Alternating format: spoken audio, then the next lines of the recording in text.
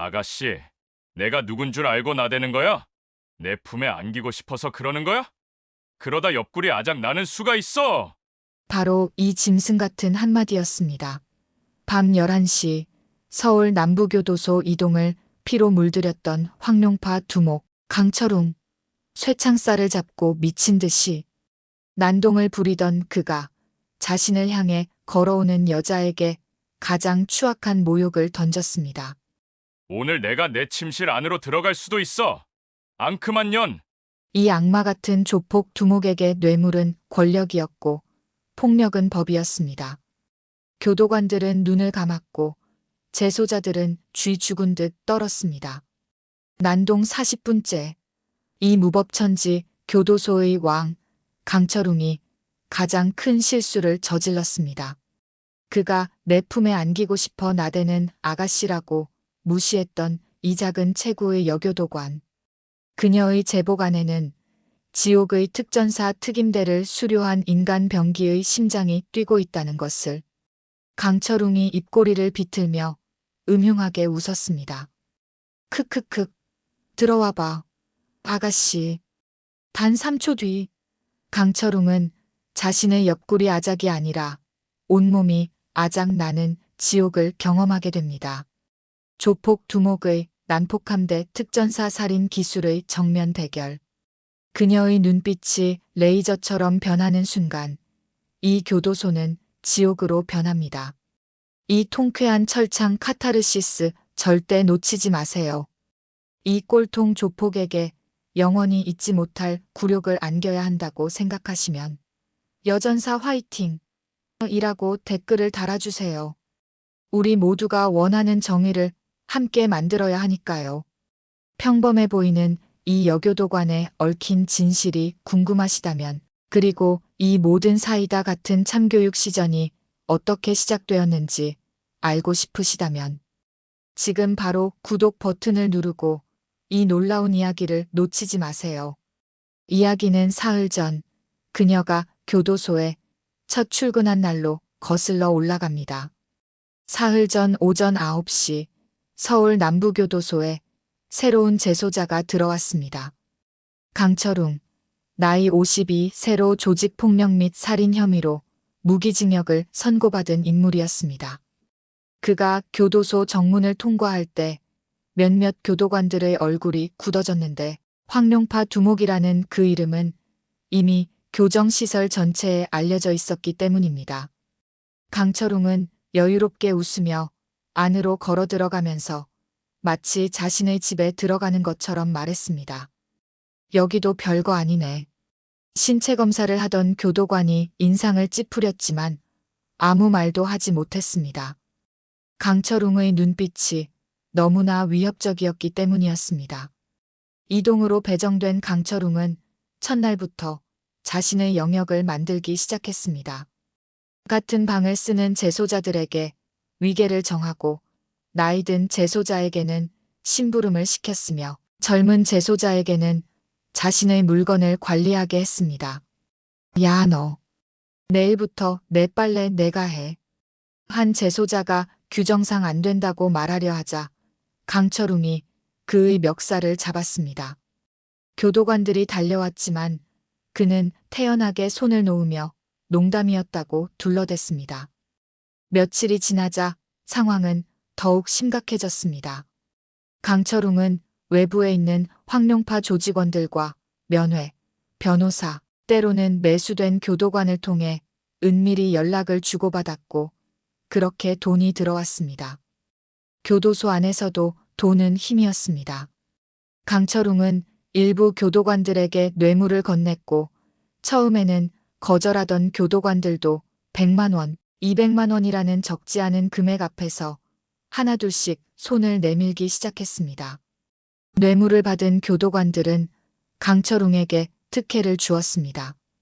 탕수육, 짜장면, 심지어 초밥까지 다른 재소자들이 먹는 밥과는 차원이 다른 양질의 음식이 그의 독방으로 배달되었습니다. 이것 좀 봐. 교도소 음식이 이렇게 맛있을 수가 있나? 강철웅은 다른 재소자들이 보는 앞에서 호화로운 식사를 즐겼습니다. 재소자들은 분노했지만 아무도 항의할 수 없었습니다. 강철웅의 보복이 두려웠기 때문이었습니다. 그 보복은 실제로 일어났습니다. 어느 날 저녁 한 재소자가 용기를 내어 불공평하다고 말했다가 그날 밤 화장실에서 넘어져 머리를 다쳤습니다. 강철웅의 측근이 실수로 밀었다고 했고 교도관들은 사고로 처리했습니다. 이동은 점점 강철웅의 왕국이 되어갔습니다. 그는 교도관들조차 함부로 대했습니다. 야, 최 계장. 내일 면회 시간 좀 늘려줘. 최 계장이 규정을 들먹이자 강철웅은 이렇게 말했습니다. 규정?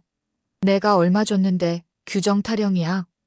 이미 상당한 금액을 받은 최 계장은 입을 다물 수밖에 없었습니다. 강철웅의 횡포는 날이 갈수록 심해졌고 밤마다 쇠창살을 두드리며 난동을 부렸습니다. 잠을 자지 못한 재소자들은 지쳐갔지만 누구도 그를 막을 수 없었습니다. 여긴 내가 주인이야, 알겠어? 그의 목소리가 복도를 가득 채우며 교도소는 점점 무법천지가 되어가고 있었습니다. 바로 그날 새로운 여교도관 한 명이 이동에 배치되었습니다. 이름은 한가영, 나이 32세로 작은 체구의 고운 얼굴이었습니다. 그녀가 처음 이동 복도를 걸어갈 때 재소자들은 수군거렸습니다. 저런 아가씨가 여기서 버틸 수 있을까? 강철웅한테 한마디만 들으면 울면서 나갈걸. 하지만 한가영은 담담한 표정으로 자신의 자리로 향했고 그녀의 눈빛은 흔들림이 없었습니다. 그날 저녁 한가영은 처음으로 강철웅과 마주쳤습니다. 강철웅은 복도를 활보하고 있었고 다른 교도관들은 이미 그에게 특권을 주어 말리지 않고 있었습니다. 한가영이 그 앞을 가로막으며 말했습니다. 재소자는 소등 시간 이후 복도 출입이 금지되어 있습니다. 즉시 방으로 돌아가시오. 강철웅이 멈춰서서 한가영을 위아래로 훑어보더니 말했습니다. 아가씨, 여기 처음이지? 규칙 좀 배우고 와. 한가영은 단호하게 대답했습니다. 규칙은 제가 더 잘 압니다. 방으로 돌아가시오. 강철웅의 얼굴이 일그러졌고 그는 한가영에게 한 발 다가섰습니다. 그 순간 복도를 지나가던 최 계장이 다급히 달려와 한가영을 말리며 강철웅에게 눈짓을 했습니다. 강철웅은 코웃음을 치며 돌아서면서 한가영을 향해 말했습니다. 재미있는 여자네. 나중에 또 보자고. 그날 밤 최 계장이 한가영에게 조언했습니다. 한 교도관, 강철웅한테는 함부로 대하지 마세요. 저 사람 만만한 상대가 아니에요. 하지만 한가영은 규정은 규정이라고만 대답했습니다. 최 계장은 고개를 저으며 자리를 떠났습니다.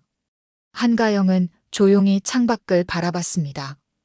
교도소 너머로 보이는 도시의 불빛 어딘가에 오래전 사라진 아버지의 기억이 있었습니다.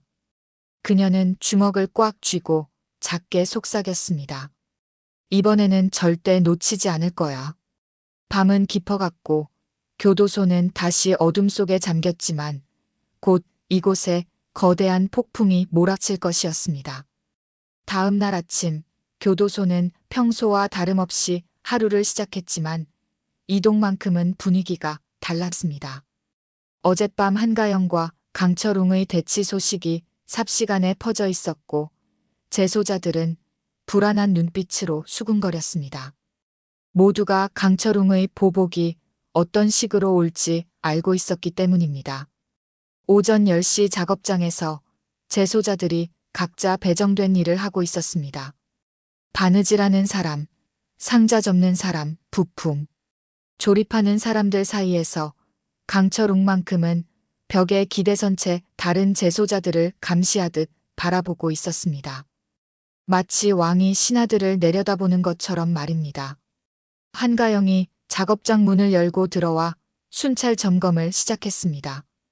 그녀는 천천히 작업장을 둘러보며 재소자들의 작업 상태를 확인하고 안전수칙을 점검했습니다. 그리고 강철웅 앞에 멈춰 섰습니다. 둘의 시선이 공중에서 부딪히면서 차갑고 날카로운 기운이 흘렀습니다. 한가영이 먼저 입을 열었습니다. 재소자 강철웅, 작업에 참여하지 않는 이유가 무엇입니까? 강철웅은 느릿느릿 대답했습니다. 아, 오늘 몸이 좀 안 좋아서요. 계장님한테 말씀드렸는데. 거짓말이었습니다. 한가영은 아침 출근 보고에서 그런 내용을 듣지 못했기 때문입니다. 그렇다면 의무실에 가셔야 합니다. 작업장에 있을 이유가 없습니다. 한가영의 목소리는 단호했고 주변 재소자들이 손을 멈추고 긴장한 표정으로 두 사람을 바라봤습니다. 작업장 공기가 얼어붙었습니다. 강철웅은 천천히 일어나 한가영에게 한 발짝 다가서며 위협하듯이 말했습니다. 교도관님, 너무 원칙만 따지시는 거 아닙니까? 여기는 융통성도 필요한 곳인데. 융통성이 아니라 규정입니다. 이동하시오. 강철웅의 입가에 비웃음이 번졌고 그는 고개를 끄덕이며 작업장을 나갔습니다.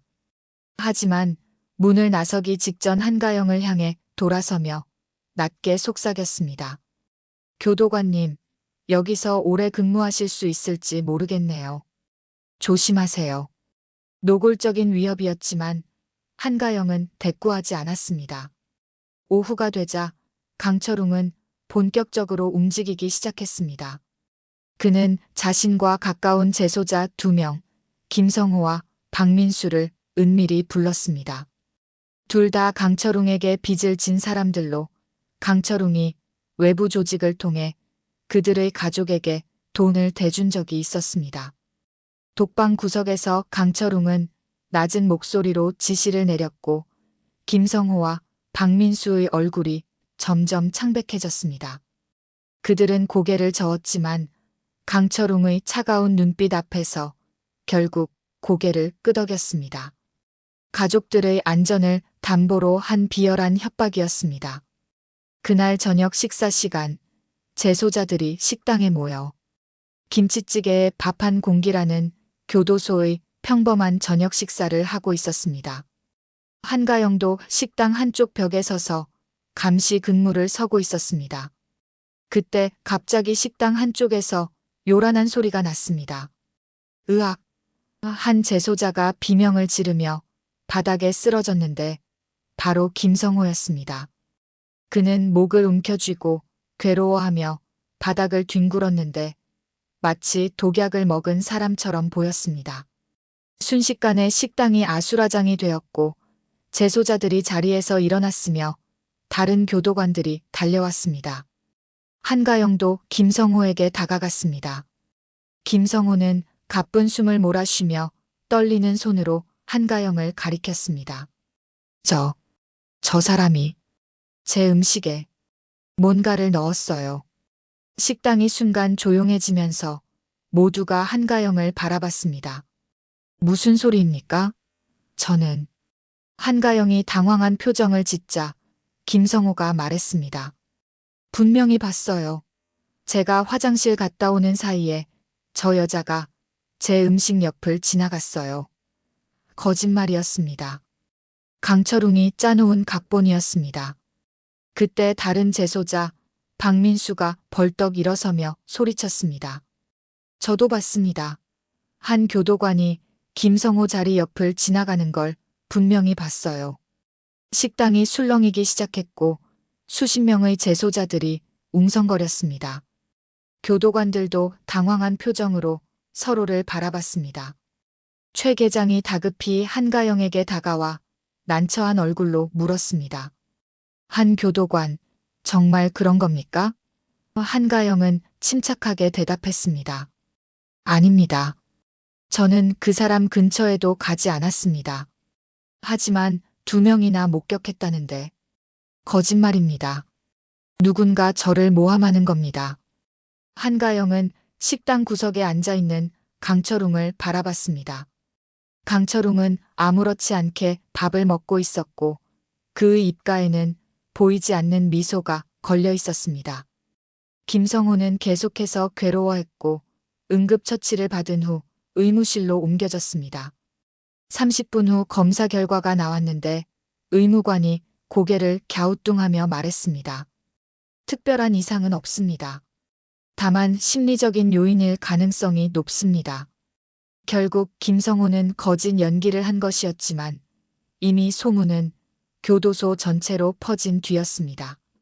복도에서, 작업장에서, 운동장에서 재소자들이 수군거렸습니다. 새로운 여교도관이 재소자한테 해코지를 했대. 교도관이 그럴 수가 있어? 2명이나 목격했다잖아. 확실한 거지. 한가영은 억울했지만 증명할 방법이 없었습니다. 녹화 카메라는 식당 전체를 비추지 못했고 목격자라는 사람들은 모두 한가영을 지목했습니다. 완벽한 함정이었습니다. 그날 밤 한가영은 숙소로 돌아가 침대에 앉아 깊은 한숨을 내쉬었습니다. 첫 출근부터 이런 일을 겪을 줄은 몰랐고 교도소가 이렇게 험한 곳인 줄도 몰랐습니다. 하지만 한가영은 포기하지 않았고 오히려 그녀의 눈빛은 더욱 단단해졌습니다.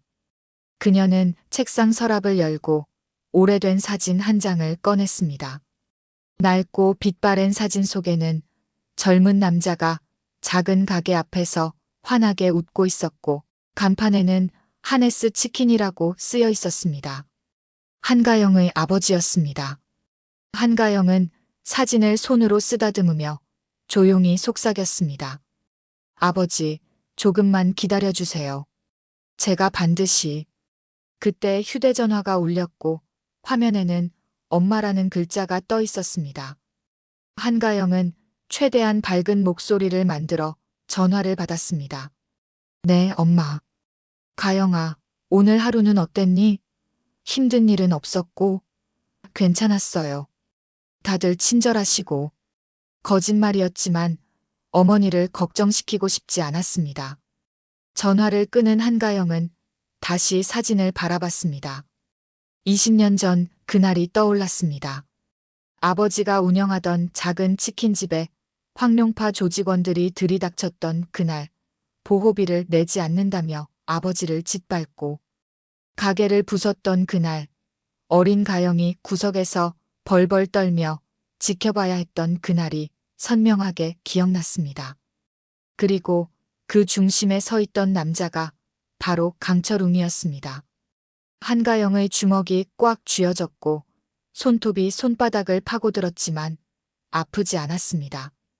다음 날 새벽 한가영은 평소보다 2시간 일찍 출근해서 교도소 곳곳을 살펴보기 시작했습니다. 녹화 카메라가 어디를 비추는지, 사각지대는 어디인지, 재소자들의 동선은 어떤지 모든 것을 머릿속에 입력했습니다.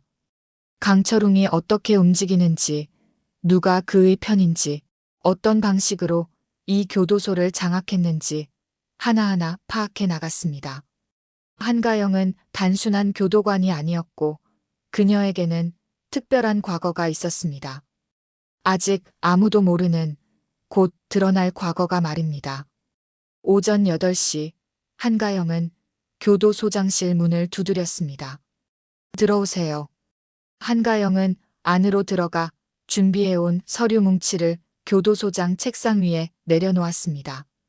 교도소장님, 이동 재소자 강철웅의 규정 위반 사항과 뇌물수수 의혹에 대한 보고서입니다. 교도소장의 표정이 굳어졌고 그는 서류를 펼쳐보더니 놀란 표정을 지었습니다. 이걸 어떻게? 증거도 함께 있습니다.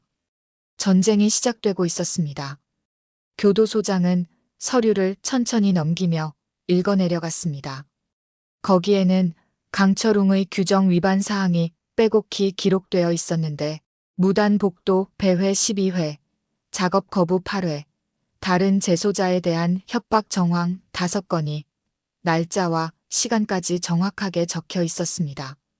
그리고 가장 심각한 것은 교도관 매수 의혹이었습니다. 한 교도관, 이 내용이 사실입니까? 교도소장이 물었습니다. 예, 제가 직접 확인한 내용입니다. 한가영이 대답했습니다. 하지만 증거가. 교도소장이 말을 잇지 못하자 한가영은 또 다른 봉투를 꺼냈습니다. 그 안에는 사진들이 들어 있었는데 면회실에서 강철웅과 교도관이 은밀히 무언가를 주고받는 장면, 독방에 배달되는 특별 음식, 다른 재소자를 위협하는 모습들이 선명하게 담겨 있었습니다. 교도소장의 얼굴이 심각해졌습니다. 이걸 언제 다 준비했습니까? 사흘이면 충분했습니다. 한가영의 대답에 교도소장은 한참 동안 서류를 들여다보다가 깊은 한숨을 내쉬었습니다. 알겠습니다. 조사하겠습니다. 하지만 한 교도관, 조심하세요. 강철웅은 위험한 사람입니다. 밖에 있는 조직도 만만치 않고. 괜찮습니다. 저는 제 일을 할 뿐입니다. 한가영은 교도소장실을 나왔고 그녀의 표정은 담담했지만 가슴 속에서는 무언가 뜨거운 것이 타오르고 있었습니다. 그날 오후 교도소에 비상이 걸렸습니다. 교도소장의 지시로 특별 감찰이 시작되었고 강철웅의 독방이 수색되었으며 그와 친분이 있는 교도관들이 조사를 받았습니다. 교도소 전체가 긴장했습니다. 강철웅은 독방에 앉아 이 모든 상황을 지켜보면서 분노로 가득 찬 얼굴로 이를 갈았습니다. 한가영. 저 여자가 자신의 완벽한 왕국이 무너지고 있었고 3년 동안 공들여 쌓아올린 시스템이 단 며칠 만에 흔들리고 있었습니다. 저녁 무렵 조사 결과가 나왔습니다. 최 계장을 포함한 교도관 3명이 정직 처분을 받았는데 강철웅에게서 금품을 받은 사실이 확인되었기 때문이었습니다. 강철웅 본인은 징벌방 20일이 결정되었습니다. 하지만 강철웅은 가만히 당하고만 있을 사람이 아니었습니다. 징벌방으로 이송되기 직전 그는 면회를 요청했는데 변호사 면회였기에 교도소는 이를 거부할 수 없었습니다. 면회실에서 강철웅은 변호사에게 낮게 속삭였습니다. 밖에 있는 애들한테 연락해. 한가영이라는 여자 뒷조사 철저히 하라고. 가족, 친구, 과거 경력 다 파헤쳐. 약점을 찾아내야 돼. 변호사는 고개를 끄덕였고 황룡파의 정보망은 여전히 살아있었습니다. 이틀 후 강철웅에게 보고가 올라왔습니다. 한가영, 나이 32세로 어머니와 단둘이 살고 있으며 아버지는 20년 전 사망했다는 내용이었습니다. 특이사항은 군 경력이었는데 그녀는 여군으로 복무했고 특전사에서 일했다는 소문이 있었습니다. 강철웅의 눈빛이 변했습니다. 특전사라. 이제야 모든 게 설명되었습니다. 첫날 밤 자신을 제압했던 그 빠른 움직임, 흔들리지 않는 눈빛, 치밀한 계획이 모두 이해되었습니다. 하지만 강철웅에게는 더 중요한 정보가 있었습니다.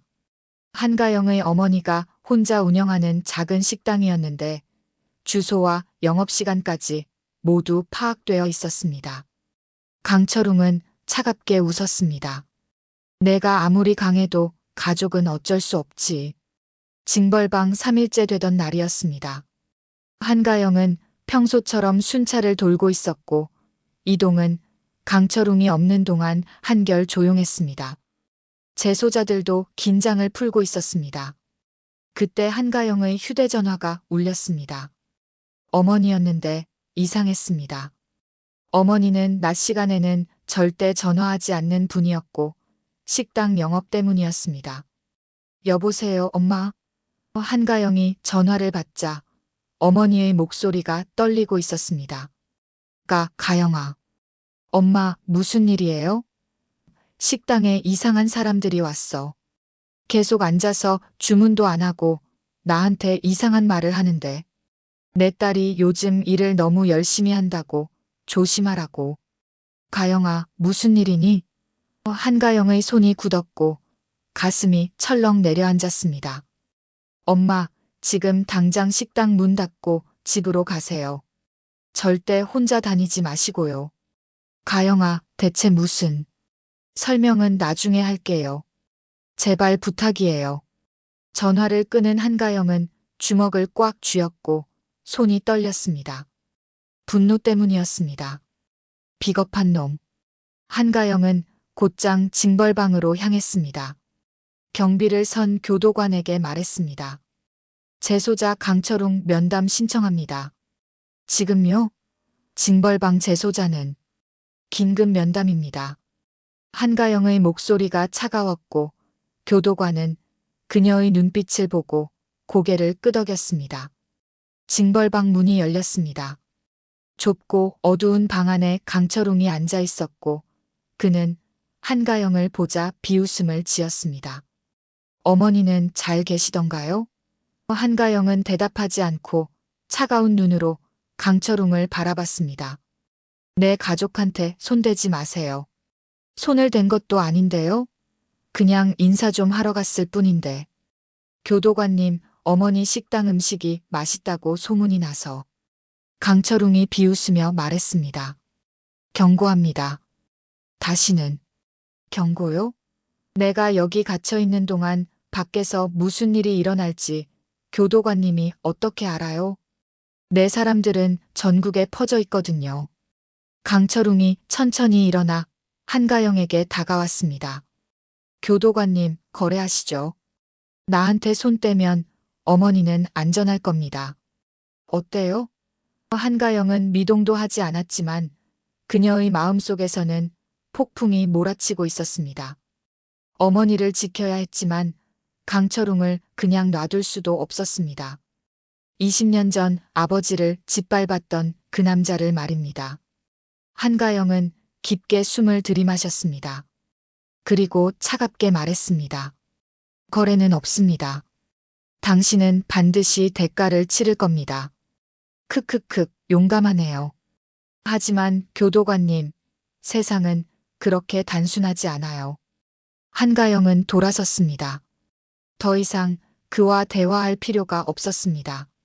징벌방을 나온 한가영은 복도에 서서 깊은 생각에 잠겼습니다. 어떻게 해야 할까요? 어머니를 지키면서 동시에 강철웅을 응징할 방법은 무엇일까요? 그때 한가영의 머릿속에 한 가지 생각이 스쳤습니다.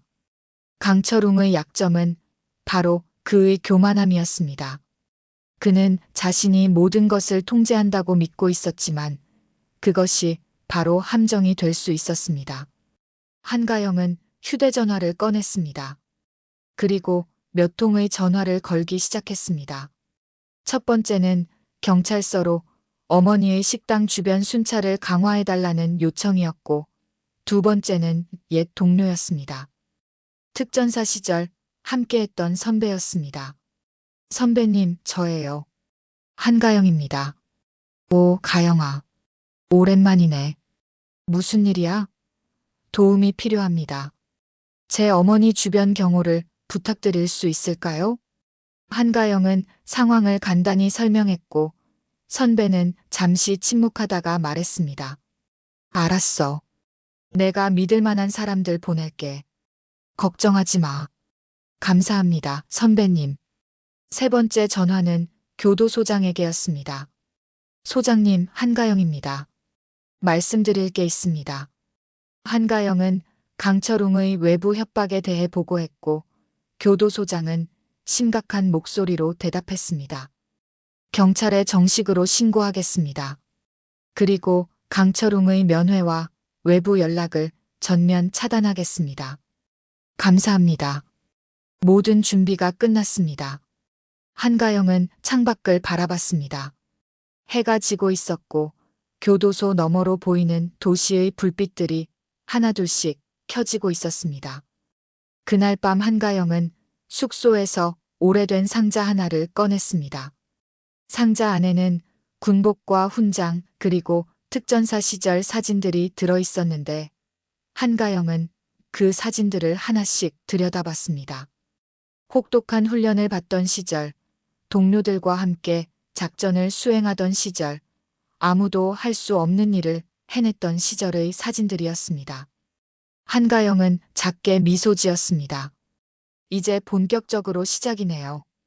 그녀는 더 이상 평범한 교도관이 아니었습니다. 특전사 출신 한가영이 깨어나고 있었습니다. 다음 날 아침 징벌방 기간이 끝난 강철웅이 일반 독방으로 돌아왔습니다. 그는 자신만만한 표정으로 복도를 걸었는데 한가영을 굴복시켰다고 생각했기 때문입니다. 하지만 그것은 착각이었습니다. 한가영은 이미 다음 수를 준비하고 있었고 그 수는 강철웅이 전혀 예상하지 못한 것이었습니다. 징벌방에서 돌아온 강철웅은 완전히 달라져 있었습니다. 20일 동안 혼자 갇혀 지낸 그의 얼굴에는 광기가 서려 있었고 눈빛은 더욱 날카로워졌으며 말투는 더욱 거칠어져 있었습니다. 마치 짐승처럼 변해 있었던 것입니다. 첫날부터 그는 다른 재소자들을 괴롭히기 시작했습니다. 이유 없이 재소자를 밀쳤고 식사 시간에는 다른 사람의 음식을 빼앗았습니다. 교도관들이 말렸지만 소용없었고 강철웅은 이미 이성을 잃어가고 있었습니다.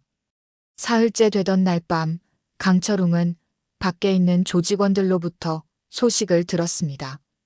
한가영의 어머니 식당 주변에 경찰 순찰이 강화되었고 정체불명의 경호원들까지 나타났다는 것이었습니다. 자신의 계획이 막혔다는 것을 안 강철웅은 분노로 폭발했습니다. 저 여자가 감히. 그는 독방에서 벽을 주먹으로 내리쳤습니다. 한 번, 두 번, 세 번, 손에서 피가 났지만 그는 멈추지 않았습니다. 다음 날 오후 운동 시간이었습니다. 재소자들이 운동장에 나와 각자의 시간을 보내고 있었는데 어떤 이는 걷고 어떤 이는 앉아서 햇볕을 쬐고 있었습니다. 강철웅도 운동장 한쪽에 서 있었는데 그의 눈은 감시 구역에 서 있는 한가영을 향하고 있었습니다. 한가영은 평소처럼 담담한 표정으로 재소자들을 살피고 있었고 그녀는 강철웅의 시선을 느꼈지만 애써 무시했습니다.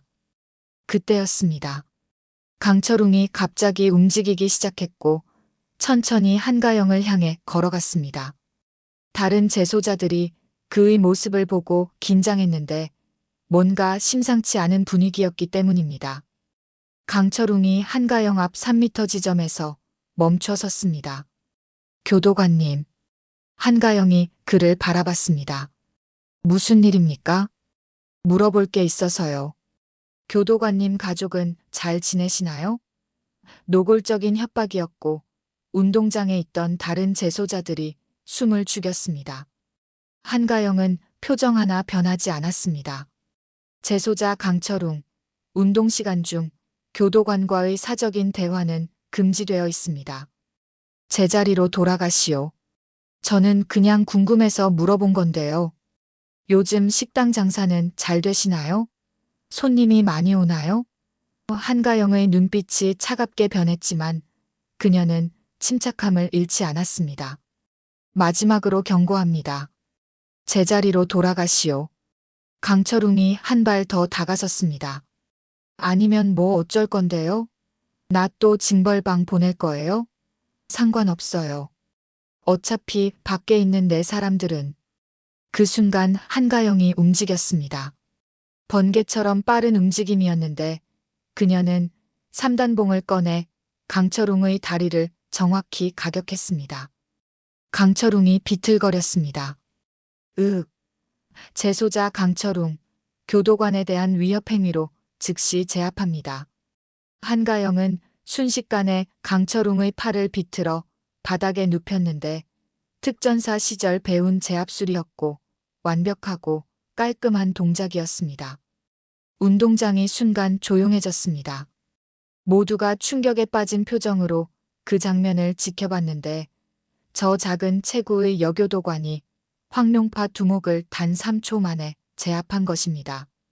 다른 교도관들이 달려왔고 강철웅은 바닥에 엎드린 채 분노로 떨고 있었습니다. 이 여자가 감히 내가 가만 안 둬. 한가영은 무표정하게 그를 내려다보며 말했습니다. 협박은 통하지 않습니다.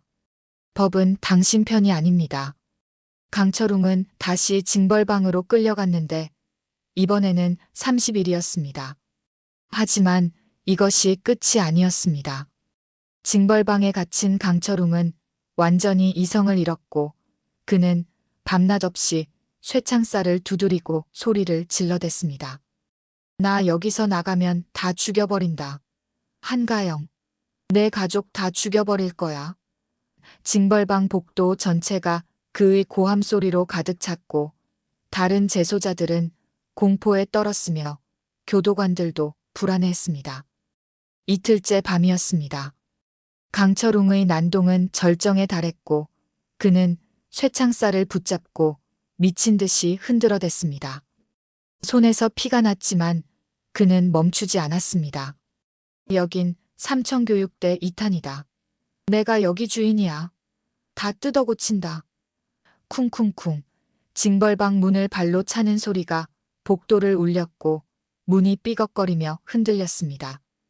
당직 근무를 서던 교도관들이 모여들었지만 아무도 징벌방 문을 열지 못했습니다. 강철웅의 상태가 너무 위험했기 때문입니다. 교도관님들, 어떻게 하죠? 계속 이러다가는. 일단 지켜보자. 시간이 지나면 진정될 거야. 하지만 강철웅은 진정되지 않았고 오히려 더욱 격렬해졌습니다. 한가영, 나와. 당장 나와. 그의 목소리는 짐승의 울부짖음 같았습니다. 그때 복도 끝에서 한가영이 나타났습니다. 그녀는 천천히 징벌방을 향해 걸어왔고 다른 교도관들이 만류했습니다.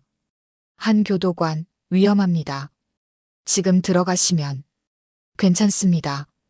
제가 처리하겠습니다. 한가영은 징벌방 문 앞에 섰습니다. 그리고 차갑게 말했습니다.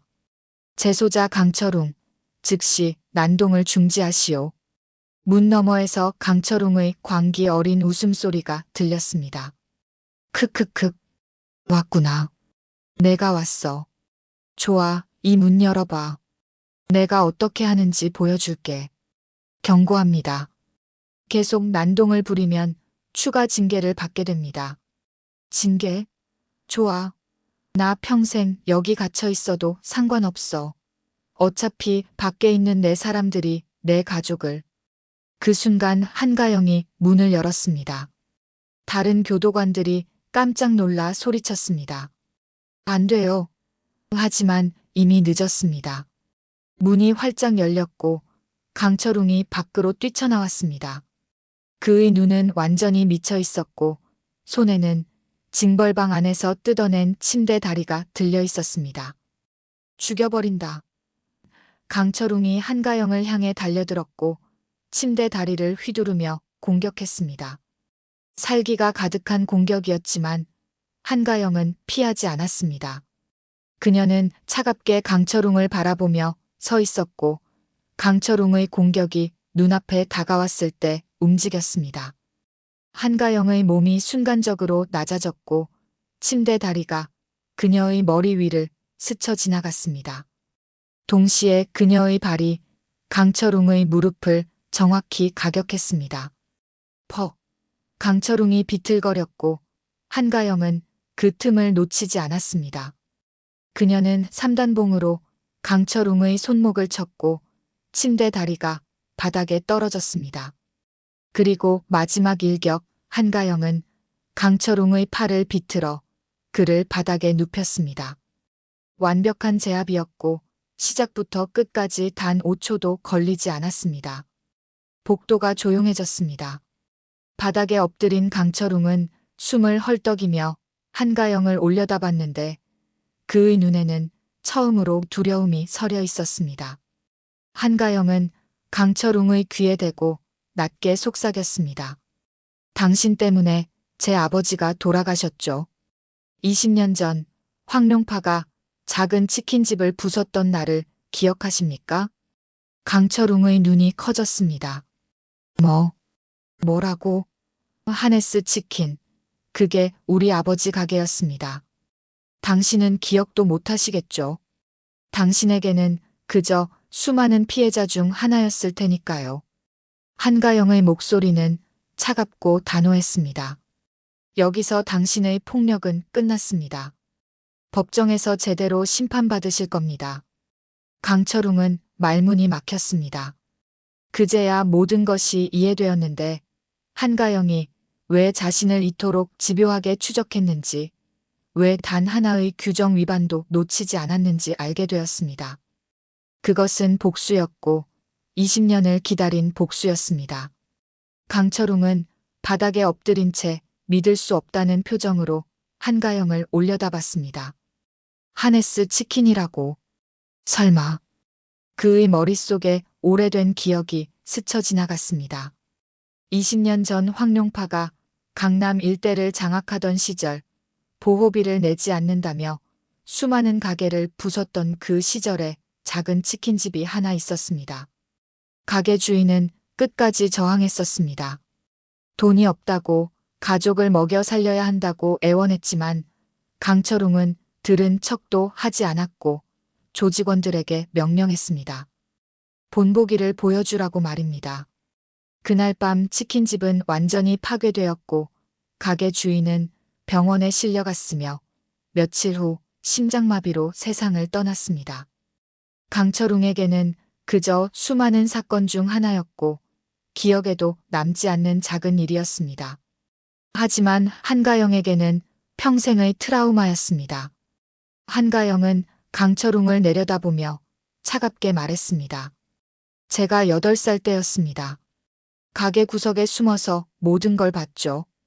당신네 조직원들이 아버지를 짓밟는 모습을, 아버지가 피를 흘리며 쓰러지는 모습을 말입니다. 그날 이후 아버지는 한 달을 버티지 못했습니다. 강철웅의 얼굴이 창백해졌습니다. 나는 그냥이었겠죠. 수백 명을 괴롭힌 사람에게 한 명쯤은 기억에도 남지 않을 테니까요. 한가영은 강철웅을 일으켜 세웠고 다른 교도관들이 수갑을 채웠습니다. 하지만 저는 하루도 잊은 적이 없습니다. 매일 밤 그 장면이 꿈에 나왔고 아버지의 신음소리가 귓가에 맴돌았습니다. 강철웅은 입을 열었지만 아무 말도 나오지 않았고 한가영은 그를 징벌방으로 되돌려 보냈습니다. 이번에는 완전히 격리되었는데 면회도 외부 연락도 모두 차단되었습니다. 다음 날 교도소 전체에 소문이 퍼졌습니다. 한가영이 특전사 출신이라는 것, 강철웅과 개인적인 원한이 있다는 것, 그리고 단 몇 초 만에 강철웅을 제압했다는 소문이었습니다. 재소자들의 반응은 둘로 갈렸는데 강철웅에게 시달렸던 재소자들은 안도의 한숨을 내쉬었습니다. 그들은 한가영을 영웅처럼 바라봤고 마침내 누군가 강철웅을 막아섰다는 사실에 희망을 느꼈습니다. 하지만 강철웅과 가까웠던 재소자들은 불안해했는데 황룡파의 보복이 두려웠기 때문입니다. 사흘 후 한가영은 교도소장에게 급히 호출되었습니다. 한 교도관, 심각한 문제가 생겼습니다. 교도소장의 표정이 굳어 있었습니다. 무슨 일입니까? 강철웅의 변호사가 정식으로 소송을 제기했습니다. 당신이 개인적인 원한으로 재소자를 학대했다고 주장하고 있습니다. 한가영은 침착하게 대답했습니다. 저는 규정에 따라 행동했습니다. 강철웅이 먼저 공격했고 저는 정당방위로 제압했을 뿐입니다. 그건 저도 압니다. 녹화 영상에도 다 찍혀 있고요. 하지만 문제는 당신과 강철웅 사이의 과거입니다. 변호사 측에서는 이것이 사적 복수라고 주장하고 있습니다. 한가영은 잠시 침묵했습니다. 교도소장이 한숨을 내쉬며 말했습니다. 한 교도관, 당신이 잘못한 건 없습니다. 하지만 상황이 복잡해졌어요. 일단 조사가 진행되는 동안 대기 발령을 받아야 할 것 같습니다. 알겠습니다. 한가영은 교도소장실을 나왔고 복도를 걸으며 깊은 생각에 잠겼습니다. 이것도 강철웅의 계획이었습니다. 그는 징벌방에 갇혔지만 여전히 외부와 연결되어 있었고 변호사를 통해 조직을 통해 움직이고 있었습니다. 하지만 한가영에게는 한 가지 확신이 있었습니다. 진실은 반드시 밝혀진다는 것 말입니다. 그날 저녁 한가영은 숙소로 돌아가 책상 서랍을 열고 오래된 파일 하나를 꺼냈습니다. 20년 전 아버지의 사건 기록이었는데 경찰 조서, 병원 기록, 목격자 진술서가 들어 있었습니다. 한가영은 성인이 된 후 직접 모든 자료를 수집했고 법적 시효가 지났지만 포기하지 않았습니다. 그리고 이제 그 자료가 빛을 발할 때가 왔습니다. 한가영은 휴대전화를 꺼내 한 사람에게 전화를 걸었습니다. 검사님, 저 한가영입니다. 전화를 받은 사람은 검찰청 강력부 검사였는데 한가영이 특전사 시절 알게 된 지인이었습니다.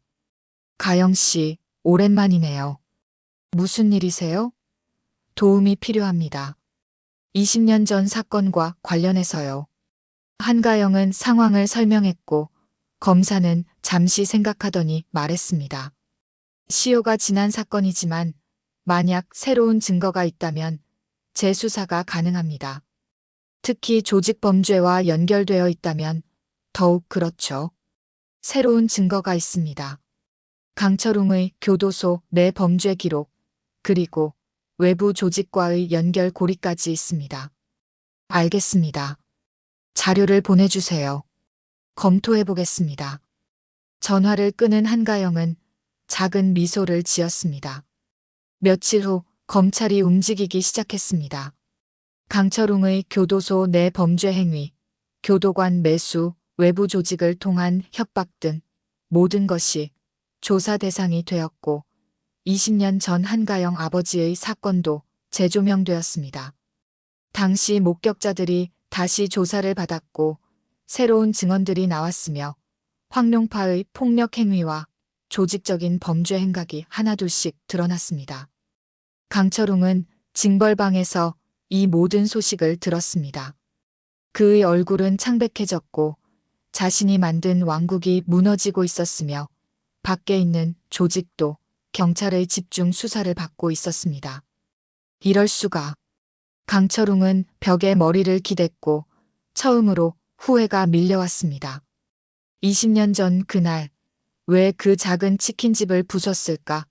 왜 가족을 괴롭혔을까 하는 생각이 들었습니다. 그때 조금만 자비를 베풀었더라면 지금 이 상황은 오지 않았을 것이었습니다. 하지만 후회는 너무 늦었습니다.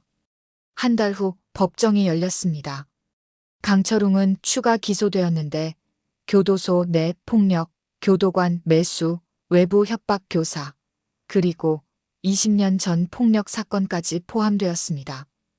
법정에는 수많은 피해자들이 증인으로 나왔는데 강철웅에게 시달렸던 재소자들, 뇌물을 강요당했던 교도관들, 그리고 황룡파에게 피해를 입었던 시민들이 차례로 증언대에 섰습니다. 한가영도 증인석에 섰습니다. 그녀는 차분하게 자신의 이야기를 들려주었는데 8살 소녀가 겪었던 그날의 공포, 아버지를 잃은 슬픔, 그리고 20년 동안 품어온 정의에 대한 갈망을 담담하게 이야기했습니다.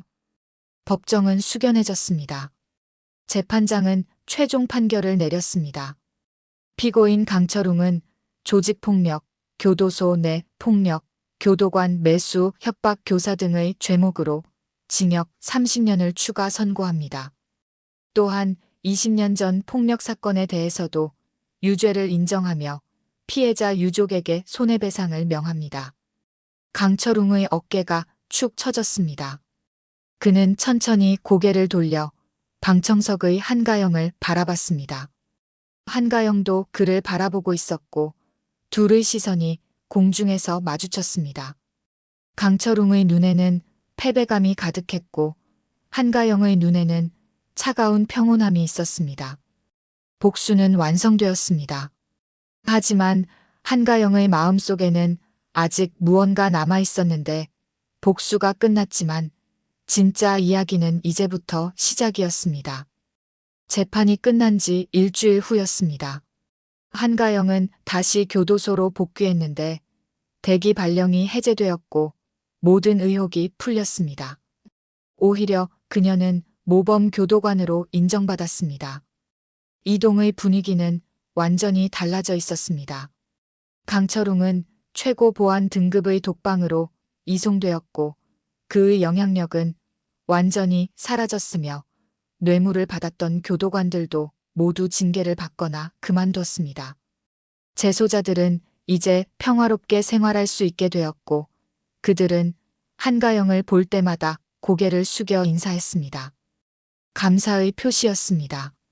한가영은 평소처럼 업무를 수행했는데 순찰을 돌고 재소자들을 관리하고 보고서를 작성하면서 일상이 돌아왔습니다. 하지만 그날 저녁 모든 것이 달라졌습니다. 오후 6시 퇴근 시간에 한가영은 교도소를 나와 주차장으로 향했습니다. 초가을의 선선한 바람이 불었고 하늘은 붉게 물들어 있었습니다. 그녀가 차 문을 열려는 순간 휴대전화가 울렸는데 모르는 번호였습니다. 한가영은 잠시 망설이다 전화를 받았습니다. 여보세요? 한가영 교도관님이시죠? 낯선 남자의 목소리였는데 낮고 차가운 목소리였습니다. 누구십니까? 저는 황룡파의, 아니, 이제는 과거의 황룡파라고 해야겠네요. 강철웅 형님의 오른팔이었던 사람입니다. 한가영의 몸이 긴장했습니다. 무슨 용건입니까? 용건이요? 간단합니다. 형님을 그렇게 만든 것에 대한 대가를 치르셔야죠. 협박이었습니다. 한가영은 차분하게 대답했습니다. 경고하겠습니다. 이 통화는 녹음되고 있고 협박죄로 고소할 수 있습니다. 고소요? 크크크. 교도관님, 세상이 그렇게 단순하지 않습니다. 형님은 교도소에 계시지만 우리는 밖에 있거든요. 무슨 뜻입니까? 곧 알게 되실 겁니다. 아, 그리고 어머님께 안부 전해드리세요. 전화가 끊어졌습니다. 한가영의 가슴이 철렁 내려앉았는데 어머니를 노리고 있다는 뜻이었습니다. 그녀는 즉시 어머니에게 전화를 걸었지만 한 번, 두 번, 세 번 벨소리만 울릴 뿐 받지 않았습니다. 안 돼. 한가영은 차에 올라타 급히 시동을 걸었습니다. 어머니의 식당까지는 40분 거리였고 그녀는 가속 페달을 힘껏 밟았습니다. 도로를 달리는 내내 한가영의 머릿속은 복잡했는데 강철웅을 응징하는 데만 집중한 나머지 정작 중요한 것을 놓쳤다는 생각이 들었습니다. 황룡파 조직은 여전히 살아있었고 그들의 복수심도 살아있었던 것입니다. 40분이 영원처럼 느껴졌습니다. 마침내 한가영은 어머니의 식당 앞에 도착했는데 작은 골목 안쪽에 있는 허름한 식당이었고 간판에는 하네스 분식이라고 쓰여 있었습니다. 한가영은 차에서 내려 식당으로 뛰어갔습니다.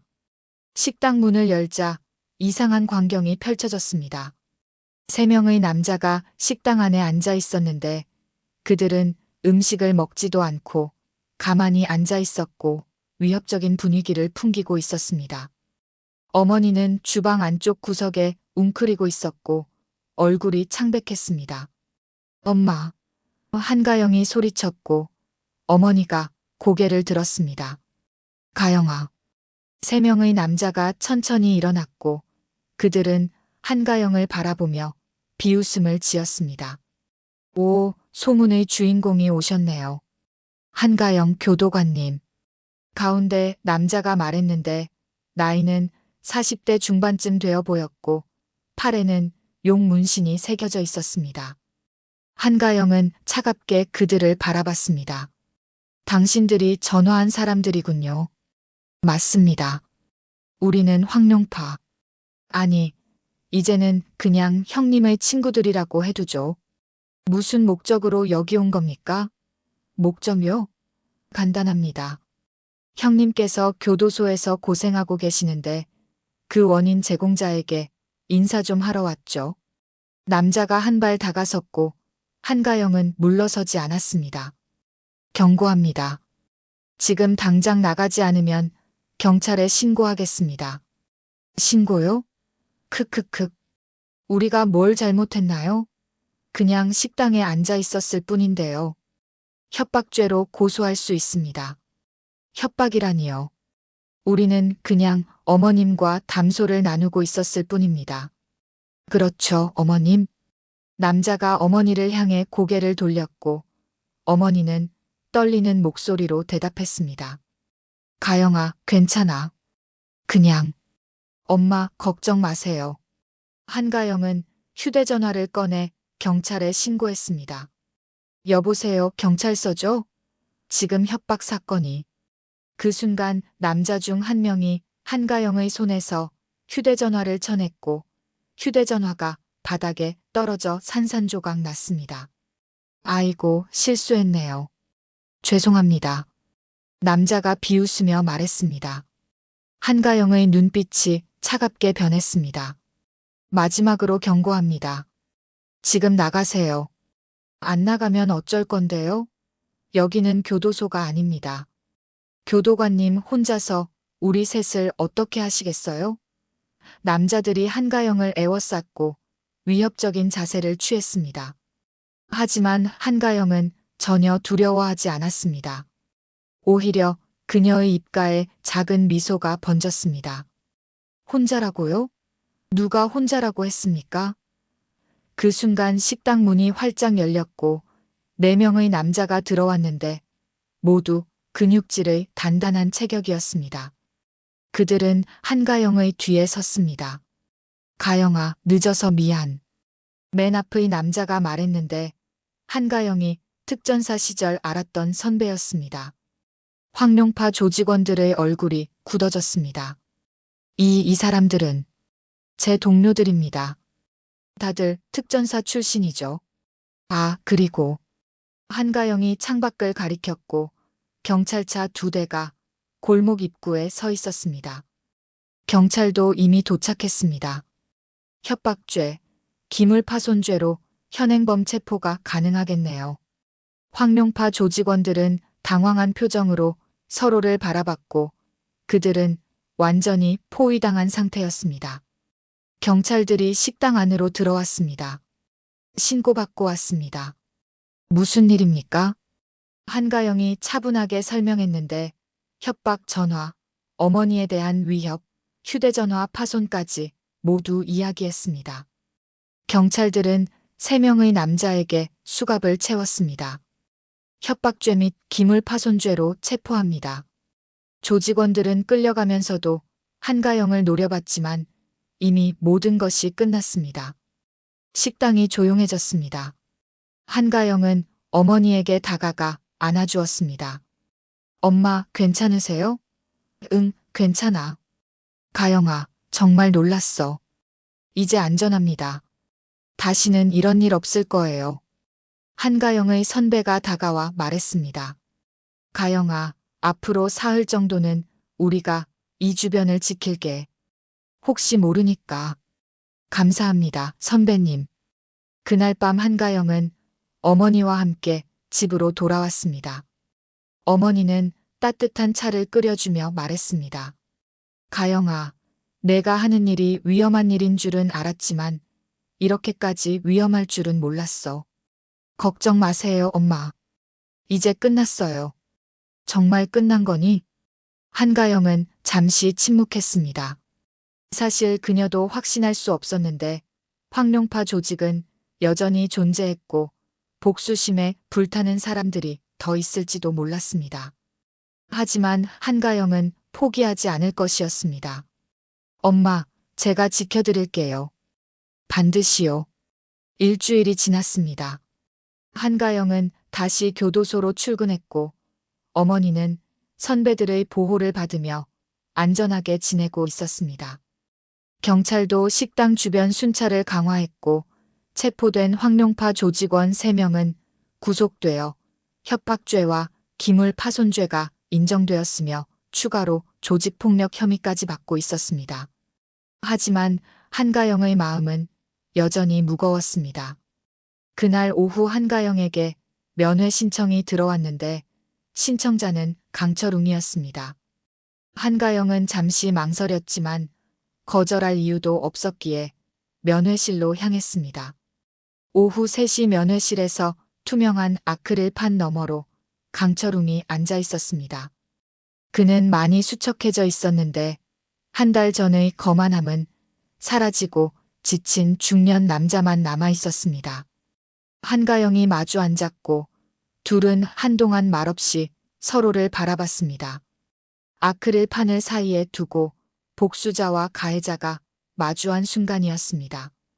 강철웅이 먼저 입을 열었습니다. 내 사람들이 당신 어머니를 위협했다고 들었습니다. 예, 그랬습니다. 미안합니다. 한가영은 놀라서 강철웅을 바라봤는데 미안하다는 말이 그의 입에서 나올 줄은 몰랐습니다. 저는 그런 지시를 내리지 않았습니다. 제가 교도소에 갇힌 후 조직원들이 멋대로 움직인 겁니다. 그게 중요합니까? 당신이 만든 조직이 저지른 일입니다. 맞습니다. 제 책임입니다. 강철웅은 고개를 숙였고 한참 후에 다시 고개를 들었습니다. 한 교도관.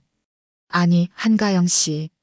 제가 20년 전에 당신 아버지께 무슨 짓을 했는지 기억이 납니다.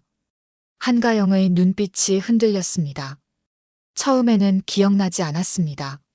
워낙 많은 사람들을 괴롭혔으니까요. 하지만 징벌방에서 혼자 있을 때 하나씩 떠올랐습니다. 강철웅의 목소리가 떨렸습니다.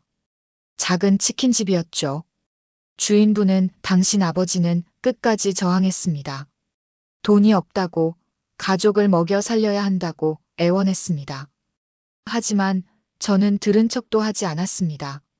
한가영은 주먹을 꽉 쥐었고 손톱이 손바닥을 파고들었습니다. 당신 아버지의 얼굴이 기억납니다. 조직원들에게 짓밟히면서도 가게를 지키려 했던 모습, 그리고 구석에서 떨고 있던 어린 소녀가 있었는데 그게 당신이었군요.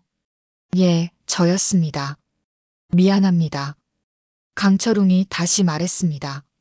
아무리 사과해도 용서받을 수 없다는 걸 압니다. 하지만 정말로 미안합니다. 한가영은 대답하지 않았고 그녀의 눈에는 눈물이 맺혀 있었습니다. 20년을 참아왔던 감정이 터져나오려 했습니다. 강철웅이 계속 말했습니다. 저는 평생 악한으로 살았습니다. 수백 명을 괴롭히고 수십 명을 다치게 했으며 제가 저지른 죄는 셀 수도 없습니다. 그걸 알면서도 계속했습니까? 예. 권력이 좋았습니다. 돈이 좋았습니다. 사람들이 저를 두려워하는 게 좋았고 그게 제가 사는 방식이었습니다. 강철웅은 잠시 말을 멈췄고 깊은 한숨을 내쉬었습니다. 하지만 이제 깨달았습니다. 제가 얼마나 많은 사람들의 인생을 망쳤는지, 당신처럼 평생 트라우마를 안고 살아가는 사람이 얼마나 많은지를 말입니다. 이제 와서 깨닫는다고 달라지는 건 없습니다. 압니다. 하지만 그래도 말하고 싶었습니다. 제가 얼마나 잘못 살았는지, 얼마나 많은 죄를 지었는지를 말입니다. 한가영은 조용히 강철웅을 바라봤습니다. 이 남자가 진심으로 후회하고 있는 것일까요? 아니면 형량을 줄이기 위한 연기일까요? 하지만 강철웅의 눈빛을 보니 알 수 있었습니다. 진심이었습니다. 강철웅이 다시 말했습니다. 한가영 씨, 제가 한 가지 부탁을 해도 될까요? 무슨 부탁입니까? 황룡파 조직을 완전히 없애주십시오. 한가영은 놀란 표정을 지었습니다. 제가 만든 조직입니다. 제 손으로 키운 조직이지만 이제 보니 그건 악의 온상이었고 수많은 사람들을 괴롭히는 도구였습니다. 그걸 제가 어떻게... 당신은 할 수 있습니다. 당신은 특전사 출신이고 정의를 아는 사람입니다. 경찰과 협력하면 황룡파를 완전히 뿌리 뽑을 수 있을 겁니다. 강철웅은 주머니에서 작은 종이 하나를 꺼냈는데 교도관의 검사를 받은 것이었습니다. 여기 황룡파의 모든 정보가 있습니다. 조직원 명단, 자금 출처, 범죄 기록이 담겨 있습니다. 이걸 경찰에 넘기면 조직을 와해시킬 수 있을 겁니다. 한가영은 종이를 받아들었는데 거기에는 빼곡하게 정보가 적혀 있었습니다. 왜 이런 걸 주는 겁니까? 속죄입니다. 제가 만든 악을 제가 없애고 싶습니다.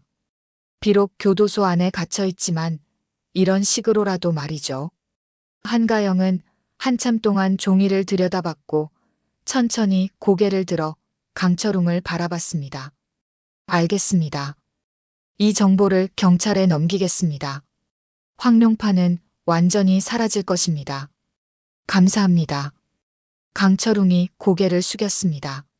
한가영 씨, 마지막으로 한 가지만 더 말하겠습니다. 당신은 제가 평생 만난 사람 중 가장 강한 사람입니다. 강하다니요?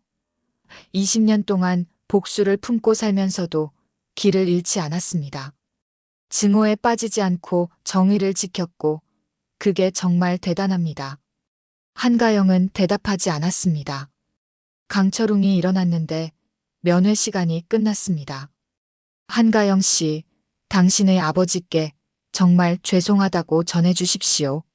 그리고 당신도 이제는 평화롭게 사셨으면 좋겠습니다. 강철웅은 교도관에게 이끌려 면회실을 나갔고 그의 뒷모습은 초라했습니다. 한때 서울을 주름잡던 조직폭력배의 모습은 어디에도 없었습니다. 한가영은 혼자 면회실에 남았습니다. 그녀는 손에 쥔 종이를 내려다봤는데 황룡파의 모든 정보가 담긴 이것으로 조직을 완전히 무너뜨릴 수 있었습니다. 한가영은 천천히 일어났습니다. 면회실을 나와 복도를 걸으며 그녀는 깊은 생각에 잠겼습니다. 복수는 끝났고 강철웅은 벌을 받았으며 참회하고 있었고 황룡파도 곧 사라질 것이었습니다. 하지만 한가영의 마음속에는 여전히 무언가 남아 있었습니다. 용서할 수 있을까요? 아버지를 죽음으로 몰고 간 그 남자를 말입니다. 한가영은 아직 답을 찾지 못했습니다. 그날 저녁 한가영은 교도소를 나와 근처 공원으로 향했습니다. 공원 벤치에 앉아 하늘을 올려다봤는데 별들이 반짝이고 있었습니다. 아버지. 한가영은 작게 속삭였습니다. 제가 복수를 했습니다. 강철웅은 벌을 받았어요. 그런데 제 마음이 편하지 않아요. 바람이 불었는데 마치 아버지가 대답하는 것 같았습니다. 한가영은 눈물을 닦았습니다. 아버지, 저 이제 어떻게 해야 하죠? 계속 증오하며 살아야 하나요? 아니면 용서하고 앞으로 나아가야 하나요? 대답은 없었지만 한가영은 알았습니다. 아버지라면 뭐라고 했을지 말입니다. 가영아, 이제 그만 내려놓아라. 내 인생을 살아라. 한가영은 천천히 일어났고 집으로 향했습니다. 어머니가 기다리고 있었고 새로운 시작을 위한 준비가 되어 있었습니다. 한 달이 흘렀습니다. 한가영이 강철웅에게서 받은 정보는 경찰에 전달되었고 그 정보를 바탕으로 대대적인 수사가 시작되었습니다. 황룡파 조직원 30여 명이 일제히 체포되었고 조직의 자금줄이 끊겼으며 불법 사업장이 모두 폐쇄되었습니다. 20년 넘게 이어져 온 조직은 완전히 와해되었습니다. 언론에서도 대대적으로 보도했습니다. 황룡파 조직 완전 해체, 20년 악의 역사 종결, 특전사 출신, 여교도관의 용기라는 제목들이 신문 천면을 장식했습니다. 한가영은 일양 영웅이 되었지만 그녀는 인터뷰를 모두 거절했고 조용히 자신의 일을 할 뿐이었습니다. 그날은 토요일이었습니다. 한가영은 오랜만에 쉬는 날이었고 그녀는 어머니와 함께 아버지의 묘소를 찾았습니다. 서울 외곽의 작은 공동묘지였는데 가을 햇살이 따사롭게 내리쬐고 있었습니다. 한가영과 어머니는 아버지의 묘 앞에 앉았고 한가영은 가져온 국화꽃을 놓았습니다. 여보, 우리 가영이가 해냈어요. 어머니가 조용히 말했습니다. 당신을 괴롭혔던 그 사람들 다 벌 받았어요. 우리 딸이 해냈답니다. 한가영은 말없이 묘비를 쓰다듬었는데 거기에는 아버지의 이름이 새겨져 있었습니다. 한진수, 향년 43세였습니다. 아버지, 이제 편히 쉬세요. 한가영이 작게 속삭였습니다. 제가 약속 지켰어요. 아버지를 괴롭힌 사람들 모두 응징했어요. 이제 아버지 마음 편히 쉬실 수 있죠? 바람이 불었고 나뭇잎이 바스락거렸습니다. 마치 아버지가 대답하는 것 같았습니다. 어머니가 한가영의 손을 잡았습니다. 가영아, 이제 너도 내려놓아라. 그동안 너무 힘들었지? 괜찮아요, 엄마. 아니야. 엄마가 다 알아. 내가 얼마나 힘들게 견뎌왔는지 20년 동안 복수만 생각하며 살았잖니. 한가영의 눈에 눈물이 맺혔습니다. 엄마, 이제 그만 내려놓고 내 인생을 살아. 아버지도 그걸 원하실 거야. 한가영은 어머니의 품에 안겼고 20년 동안 참아왔던 눈물을 쏟아냈습니다. 얼마나 울었을까요? 한가영은 눈물을 닦고 일어났는데 그녀의 얼굴에는 평화로운 미소가 번져 있었습니다. 아버지, 사랑해요. 그리고 이제 안녕히 계세요. 두 사람은 묘소를 나왔습니다. 돌아오는 길에 어머니가 물었습니다. 가영아, 앞으로 어떻게 할 거니? 계속 교도관 일을 할 거야? 네, 엄마. 제가 할 수 있는 일이에요. 잘못을 저지른 사람들이 제대로 벌받고 또 뉘우칠 수 있게 돕는 일이니까 의미 있는 일이잖아요. 그래, 내가 좋으면 됐어. 그리고 엄마. 응? 엄마 식당 좀 키워보는 게 어때요? 아버지가 하시던 치킨집처럼요. 어머니의 눈이 커졌습니다. 정말? 네. 제가 돈 모았어요. 좀 더 큰 가게로 옮기고 메뉴도 늘리면서 아버지의 꿈을 이어가는 거예요. 어머니의 눈에 눈물이 고였습니다. 가영아, 아버지가 꿈꾸던 가게를 우리가 이루는 거예요. 두 사람은 서로를 꼭 안았습니다. 그날 저녁 한가영은 혼자 집에 돌아왔습니다. 그녀는 책상 서랍을 열었는데 그동안 모아뒀던 아버지의 사진들, 자료들, 그리고 복수 계획이 적힌 노트들이 있었습니다. 한가영은 그것들을 하나씩 꺼내 들여다봤습니다. 8살 때부터 시작된 긴 여정이었는데 특전사에 지원한 것도 교도관이 된 것도 모두 이 복수를 위해서였습니다. 하지만 이제 끝났습니다. 한가영은 모든 자료를 상자에 담았고 다락에 올려놓았습니다. 더 이상 꺼내보지 않을 것이었습니다.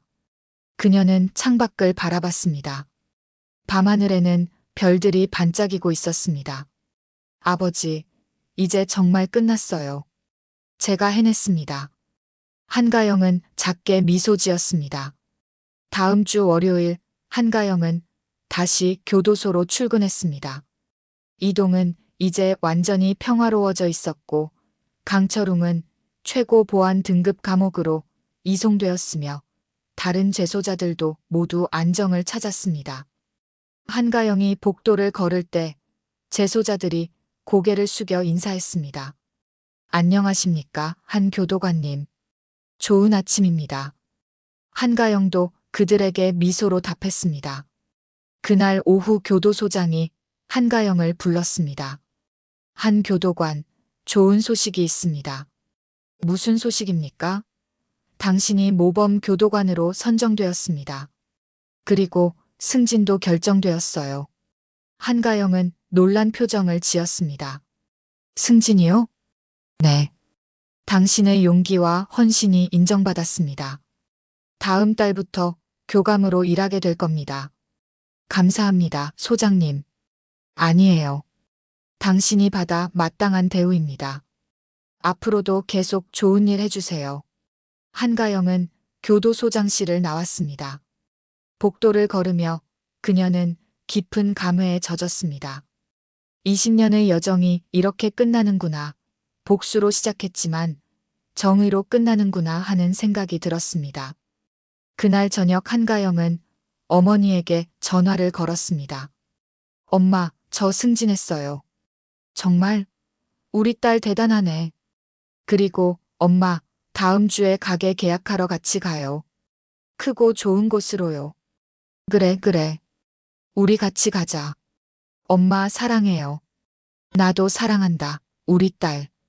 전화를 끄는 한가영은 창밖을 바라봤습니다. 도시의 불빛들이 반짝이고 있었고 수많은 사람들이 각자의 삶을 살아가고 있었습니다. 한가영도 이제 새로운 삶을 시작할 것이었습니다. 복수가 아닌 정의를 위해, 증오가 아닌 사랑을 위해서 말입니다. 그날 밤 한가영은 오랜만에 편안한 잠을 잤습니다. 꿈속에서 아버지가 나타났는데 아버지는 환하게 웃고 있었습니다. 잘했어, 가영아. 정말 잘했어. 고마워요, 아버지. 이제 행복하게 살아라. 그게 아빠가 바라는 거야. 네, 아버지. 약속할게요. 아버지는 천천히 사라졌지만 그의 미소는 한가영의 마음속에 영원히 남았습니다. 오늘 이야기 어떠셨나요? 대한민국 악과 맞서 싸우는 모든 용기 있는 분들에게 댓글로 감사합니다라고 꼭 남겨주세요. 그리고 구독과 좋아요도 눌러주시면 더 많은 영상을 보실 수 있습니다.